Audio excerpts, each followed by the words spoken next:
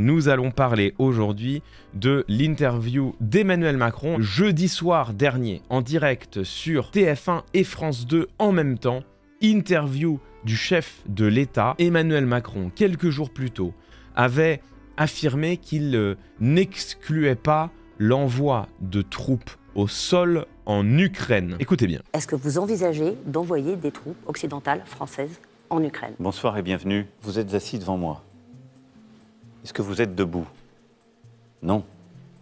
Est-ce que vous excluez de vous lever à la fin de cette interview? Bien sûr, vous n'allez pas l'exclure. On est même sûr de le faire. Voilà. C'est vraiment OSS 117. Il s'agirait de grandir. Ce à quoi vous venez d'assister porte un nom.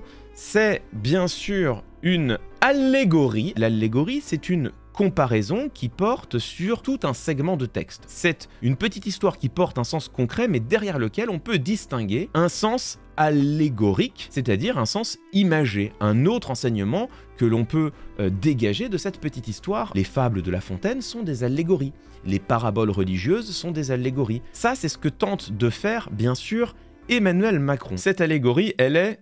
Éclatez, éclatez, éclatez, ciel trop haut. Voilà, elle est éclatée, mais qu'est-ce que c'est que cette allégorie de merde? Vous êtes assis, à coup sûr, vous n'excluez pas de vous lever, bravo! Chez un homme qui se pique de culture classique, dont on nous vante évidemment la sensibilité littéraire, qu'il est passionné de théâtre, devant argumenter quand même quelque chose d'important, c'est-à-dire le soutien de la France à l'Ukraine, vient nous sortir l'allégorie la plus pétée de l'histoire des allégories françaises. Si t'es assis...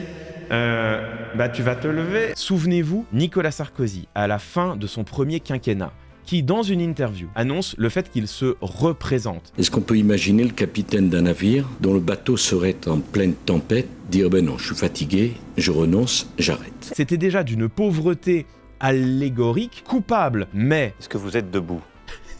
Non. Il n'y a pas le début du commencement d'un atome de sensibilité littéraire, le tout chez un président dont on nous a pourtant vanté l'ancrage dans la grande littérature et l'horizon imaginaire forgé par les grands auteurs. Peut-être cette allégorie permet-elle de mieux comprendre la position française, diplomatique, du président de la République. On va imaginer qu'il y a un début de commencement de quelque chose. Ok, donc est-ce que vous êtes assis devant moi? Oui. Est-ce que vous êtes debout? Non. Est-ce que, à l'issue de cette interview, vous allez vous lever? À coup sûr, vous n'allez pas l'exclure. Non, Emmanuel.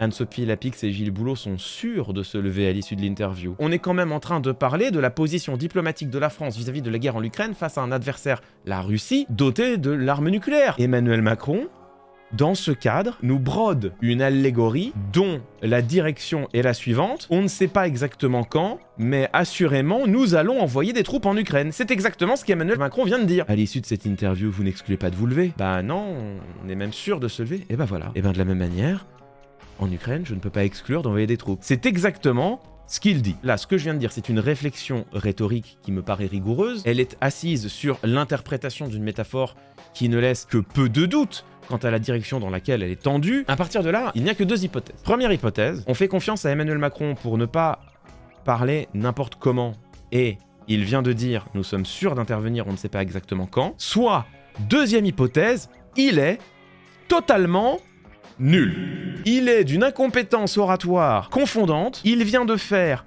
la pire métaphore jamais osée par un président de la République française. Pardon, mais on s'est beaucoup moqué de Jean-Pierre Raffarin. To win the yes needs the no to win against the no. Yes. Déjà, 1, c'était en anglais, donc forcément, tu te rajoutes quand même une difficulté. 2, le contexte était quand même un peu moins grave que celui de l'interview d'Emmanuel Macron. 3, c'était moins mauvais. Il y avait une direction. C'était pas complètement abscon, absurde. Emmanuel Macron, président de la République, dans un contexte d'interview diplomatique totalement crucial, où sa prise de parole va être scrutée non seulement par les Françaises et les Français, mais également par ses partenaires, mais aussi par Vladimir Poutine lui-même, la chancellerie russe, dont on imagine qu'ils ont quand même regardé cette interview avec un certain intérêt. Emmanuel Macron nous sort non seulement La métaphore la plus pauvre d'un point de vue littéraire et poétique qu'un président de la République n'ait jamais tenté, mais de surcroît, elle ne va pas dans le bon sens. Donc moi ça me fait rire, mais ça me fait pas rire en fait, parce qu'on passe vraiment pour des jambons devant nos partenaires européens. Ils parlent avec légèreté du sujet qui est le plus grave qui soit, c'est-à-dire la guerre, qui devrait appeler une parole de la plus grande prudence et de la plus grande gravité, ce qui est intéressant. Et si on veut monter un peu en généralité, cette déclaration elle date de jeudi soir, elle a un peu tourné vendredi dans la journée, voilà, les gens s'en sont un peu moqués, et derrière termine. Finito. Souvenez-vous à l'époque de Jean-Pierre Raffarin, les médias n'en pouvaient plus pendant des semaines de ce truc-là. Ça veut dire que Emmanuel Macron continue de bénéficier d'une sorte de présomption de compétence. François Hollande aurait dit la même chose, on n'entendrait que cela pendant 2 semaines sur toutes les antennes. Chez Emmanuel Macron, ça passe. Ça glisse. Pourquoi? C'est le moment de vous parler d'un principe important en psychologie sociale qui est ce qu'on appelle l'effet de halo. Un biais cognitif, c'est-à-dire un piège de notre pensée qui nous amène à partir d'une qualité réelle ou supposée qu'on identifie chez un individu et de dériver de cette qualité tout un ensemble de qualités connexes. L'effet de halo le plus connu, je vous en ai déjà parlé à de nombreuses reprises, c'est celui qui est attaché aux lunettes. Le simple fait de porter des lunettes nous fait paraître plus compétents. Le simple fait de porter des lunettes amène sur tes épaules, autour de toi, comme un halo, tout un ensemble de qualités que l'on associe au port de lunettes et notamment la compétence. Il y a tout un ensemble de recherches qui se sont concentrées sur ce que le visage d'une personne laisse imaginer de sa compétence. C'est les recherches très connues d'Alexander Todorov, dans un papier très célèbre qui s'appelle « Élu en 20 millisecondes ».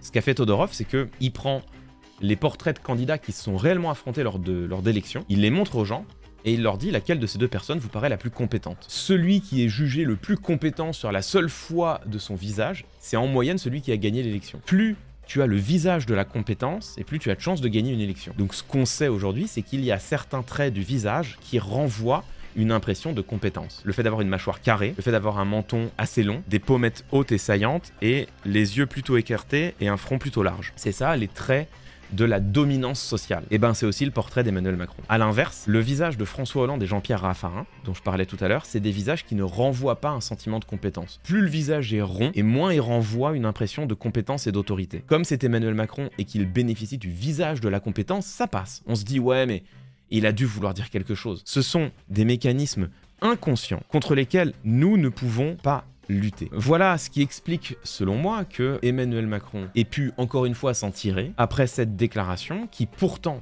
est non seulement ridicule d'un point de vue poétique, sur le fond, c'est une métaphore qui est tendue dans la mauvaise direction, dans un contexte où la parole présidentielle française était pourtant scrutée attentivement par le monde entier. Je vous dis souvent que nous ne sommes collectivement pas assez exigeants à l'égard de nos responsables politiques. Je crains encore une fois que la réalité me donne raison.